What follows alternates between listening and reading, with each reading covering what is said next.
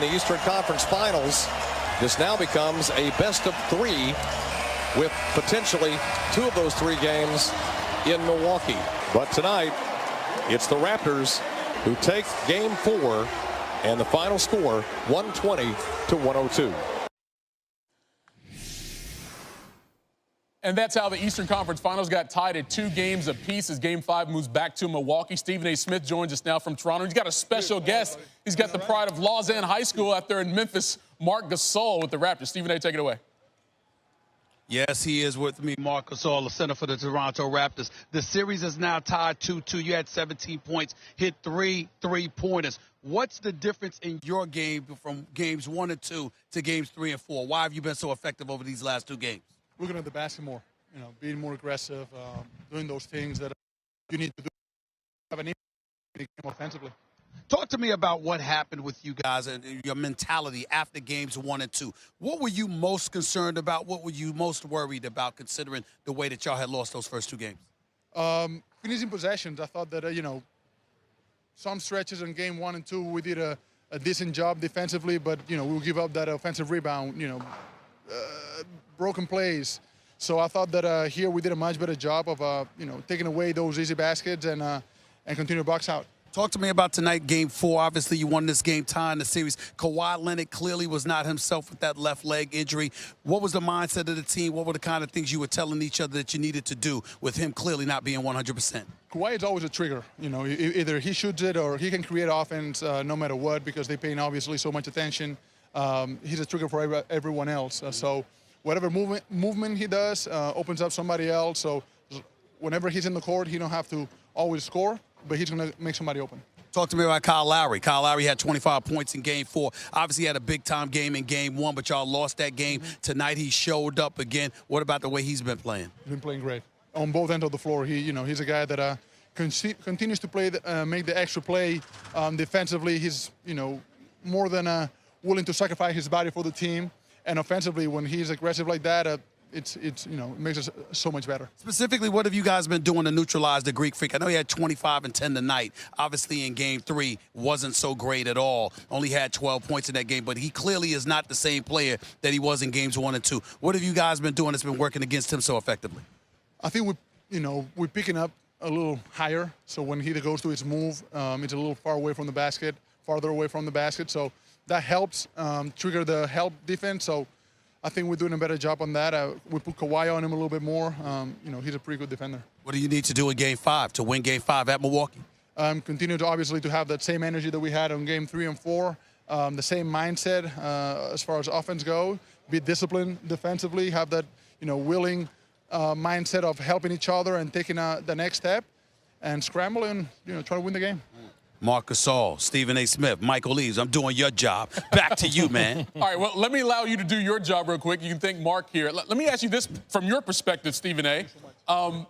Marc gave some good insight there in terms of their better execution, trying to be a little more efficient on offense. Right. But from a mental standpoint, based on what we just saw in this game, who was affected more going back to Milwaukee for Game 5? The Bucks, who thought maybe they could sweep this series, or the Raptors, who now feel like they're right back in it? Well, I think if you're the Raptors, you feel you're right back in it. But I think when you ask the question about who's been affected most dramatically, I think it's Milwaukee. It's not just because they lost games 3 and 4. It's how they lost. After winning games 1 and 2, I thought this series was over. I'm like, there's no way in hell that Toronto's going to come back. They looked undersized. They looked undermanned. You have Milwaukee hitting perimeter shots. And you know what? They really didn't have any answer because it was pretty much Kawhi Leonard and then everybody else. But watching Game 4 specifically tonight, right here, let me tell you something that I've noticed.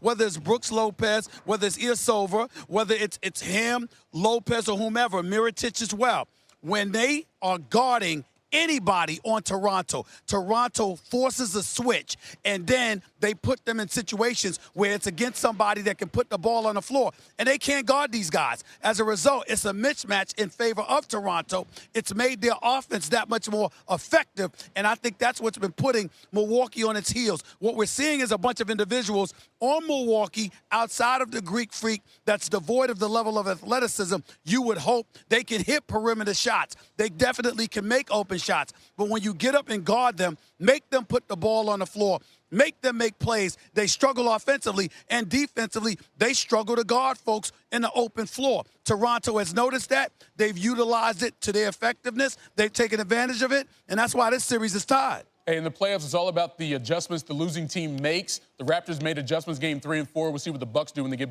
back to Milwaukee for game 5. Stephen A. doing everything in Toronto. Appreciate it. All right, man. Sports Center on the road is presented by Rocket Mortgage by Quicken Loans. So Kawhi not great, but not terrible. 19 points. He had 4 steals, 7 rebounds, 6 of 13 from the field. The bench was unbelievable. It was about Ibaka, Powell, and Van Vliet. They were productive off the bench with 48 points. So Kawhi, maybe not his A game, but again, Ibaka, Powell, Van Vliet, the difference. Giannis, 25 points, 10 rebounds, got to the line 10 times. But as you can see, could not get his way into the paint. Toronto really surrounding him well in Toronto. Good news for the Bucks, since seeding began in 1984. One seeds are 60 and 74 in series that are tied 2-2. Primarily, they have, of course, 2 of the remaining 3 games at home. Hey, Coach Budenholzer, what's up? It's probably the first night defensively where don't feel like we were close to where you need to be to give yourselves a chance. So credit to Toronto. They obviously played well, had a lot of guys step up and play well. Their bench was very good. We need to look at the film and see, the areas where we can be better defensively and offensively. We're just going to have to be better. But we're going home, and it's 2 very good teams. It's going to be a hell of a series. Middleton was good. Again, Giannis was fine. Obviously not quite MVP caliber, but solid. Brook Lopez was 3 of 5, shooting 2 of 3 from 3. Just didn't take a lot. But again, the bench for the Bucks was not good. And the Raptors was outstanding with Ibaka, Powell, and Van Vliet. So it's Giannis and Middleton with 55, but everybody else had just 47 points. Brogdon, 2 of 11 from the field. Our picture has been flying through the air. More with Barry Melrose coming up. Meanwhile, in the NBA, we are far from done the Eastern Conference Finals. The series heads back to Milwaukee, tied at 2 games apiece. Raptors holding home court in Toronto. So a lot is happening right here, right now on SportsCenter. John Butchergross, Michael Eaves. As I mentioned, Barry Melrose is over there. We'll talk to a member of the St. Louis Blues as that city is bumping, as you can imagine, Michael Eaves. And, of course, you're here to talk basketball with Tim Legler. Yeah, what would have been Notorious B.I.G.'s 47th birthday, the Eastern Conference, the Bucks and the Raptors still trying to separate the weak from the obsolete. Game 4. Could Giannis and company get a win? They lost consecutive games once this season, 22-1. Following a loss, that's the best in the league. And Giannis came out like, excellence is my presence, never tense, never hesitant. Trying to give the Bucks the momentum early, try to put the Raptors away, and he put that dunk away with ease. And then here, Pascal Siakam tries to pick him up early. Blow by. Giannis, 11 points on 5 of 8 shooting in the first quarter. Now, so far this postseason, Kawhi has been responsible for 31% of the Raptors' points. In Game 3, he played a career high in the playoffs in minutes. He would get some help, though, in Game 4, and he would need it. Norman Powell would get an opportunity in the corner from 3. The miss, but Danny Green is there. Nope. Serge Ibaka, yes! Show you that one more time. Ibaka. And then rattling the rim, trying to get the fans hyped up. Nick Nurse.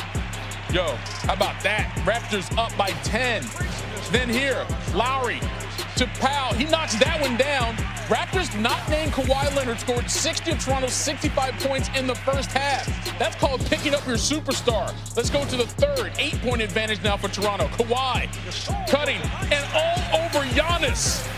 Oh, can I see that one more time? Kawhi. Sicker than your average. Toronto lead goes back up to 10.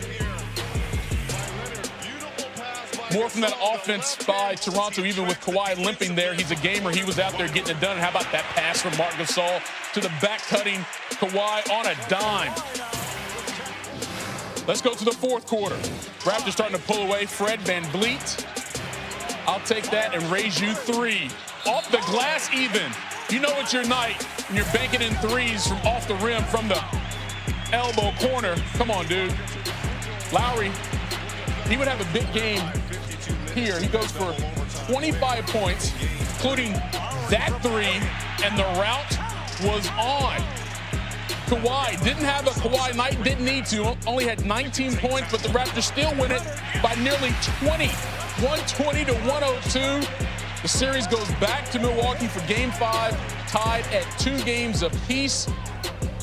Raptors, of course, looking for their first trip to the NBA Finals. Bucks haven't been there since the 70s. Michael Wilbon, Serge Ibaka after the game. Well, the Raptors are following a similar path to the last time they were in the conference finals. Like this particular series, they trailed the Cavs 2-0 back in 2016, and they won Game 3 and 4. But then the next 2 games, they wanted to go differently because back then, they lost that series in 6 games. Plenty more to come from Toronto. We got interviews from both squads. Stephen A. Smith is in the building as well, but we keep it popping right now with Tim Legler here in studio.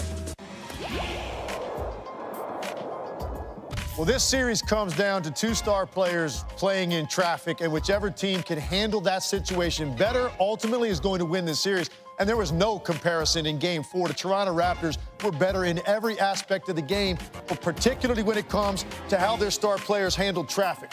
Here's a great example here for the Milwaukee Bucks. That starts off, looks like you got 2 guys right here, a perfect position, Kawhi being held up. But you're going to see in a second Serge Ibaka run up the middle of the floor, and what that does, it forces Chris Middleton to go with him. That's important because then Kawhi Leonard is going to have this gap to get into the lane against one defender. But even after he does that, the Bucks look like they're in pretty good shape. You got 3 guys around Kawhi, and now on the perimeter, there's going to be 3 guys. You're going to see Fred VanVleet come up here, does a great job of giving Kawhi a passing angle, so there's shooter number 2. And then you are going to see Norman Powell relocate to the corner. So you've got 3 shooters on the weak side. Kawhi Leonard just has to make the right play, trust his teammates. Exactly what he does.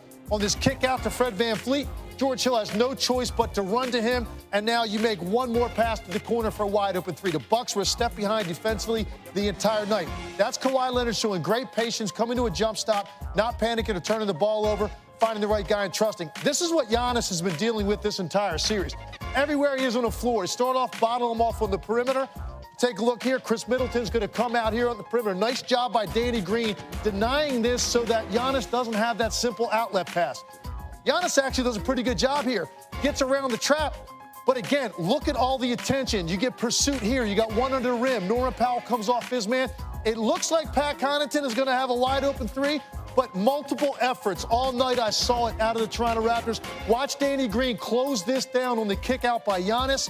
Forces a really difficult contested 3. Raptors come up with another stop. It was a dominant performance, both ends of the floor. The energy level was off the charts.